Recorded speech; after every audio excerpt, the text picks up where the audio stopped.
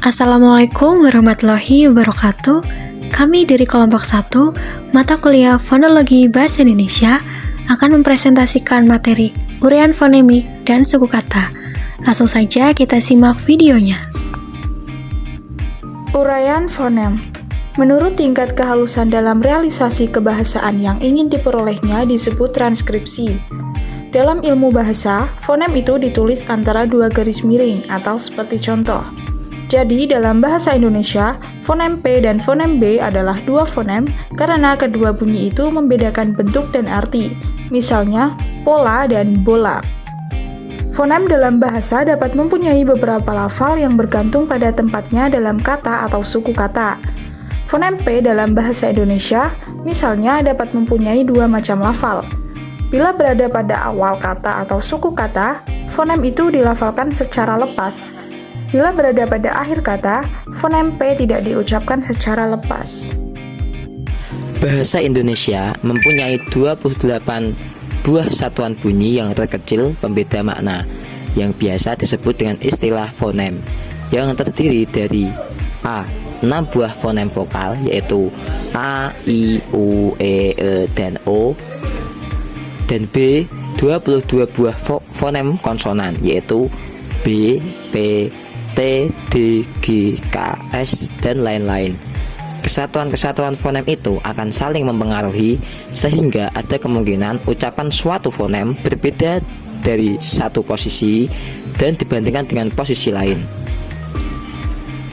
Yang pertama adalah lafaz vokal A, yang kedua lafaz vokal I, yang ketiga lafaz vokal U, yang keempat lafaz vokal E, yang kelima lafaz vokal E, yang keenam lafaz vokal O, yang ketujuh lafal konsonan B, yang kedelapan lafal konsonan P, yang kesembilan lafal konsonan T, yang ke-10 lafal konsonan D, yang ke-11 lafal konsonan G, yang ke-12 lafal konsonan K, yang ke-13 lafal konsonan F, 14 lafal konsonan Z, yang ke-15 lafal konsonan S, yang ke-16 lafal konsonan SY, yang ke-17 lafal konsonan KH, yang ke-18 lafal konsonan H, yang ke-19 lafal konsonan J, yang ke-20 lafal konsonan C, yang ke-21 lafal konsonan M, yang ke-22 lafal konsonan N, yang ke-23 lafal konsonan NY, yang ke-24 lafal konsonan Ng, NG, yang ke-25 lafal konsonan R,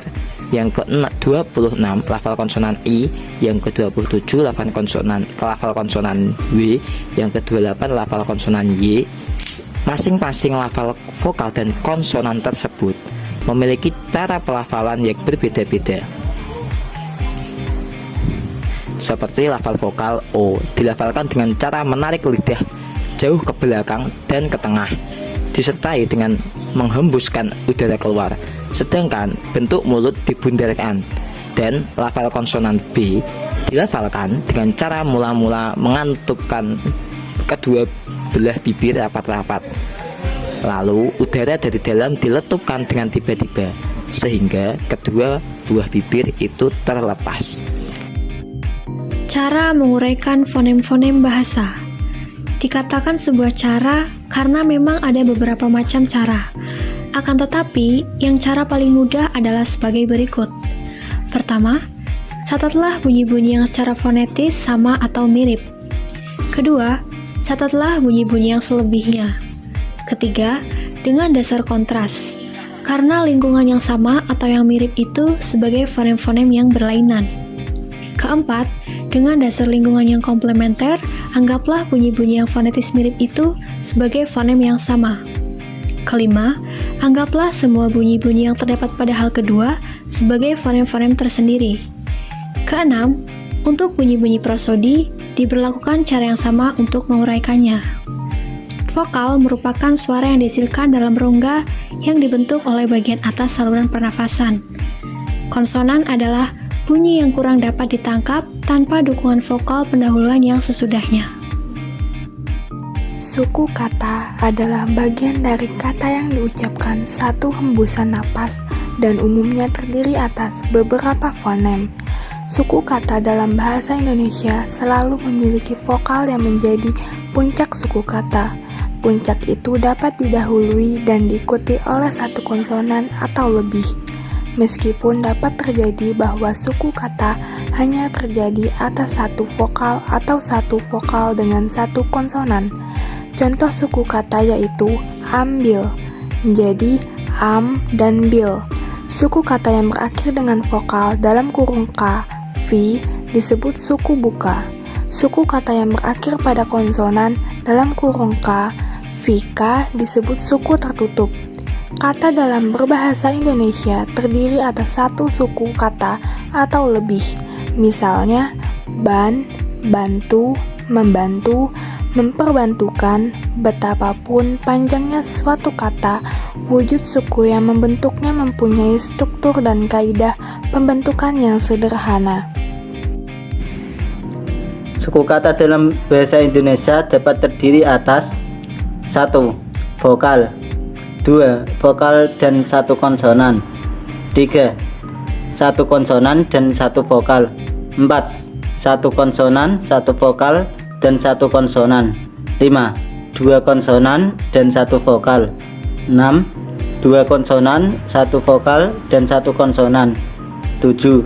1 konsonan, 1 vokal, dan 2 konsonan 8.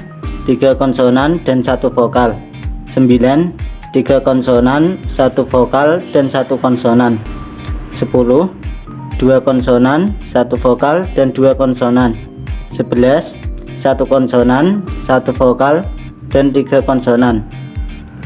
Jika 2 konsonan terdapat dalam satu suku kata yang sama, maka konsonan yang pertama hanyalah P, B, T, K, G, F, S, dan D. Sedang konsonan yang kedua hanyalah L, R, W, atau S, M, N, K di dalam beberapa kata. Jika 3 konsonan terderet dalam suku kata, maka konsonan yang pertama S, yang kedua T atau P, dan yang ketiga R atau L. Kata seperti Kafka dan adun kelihatan dan terdengar aneh bagi kita karena deretan konsonan FK dan TD tidak terdapat dalam pola urutan konsonan bahasa kita, meskipun konsonan F, K, T, dan D masing-masing merupakan fonem bahasa Indonesia.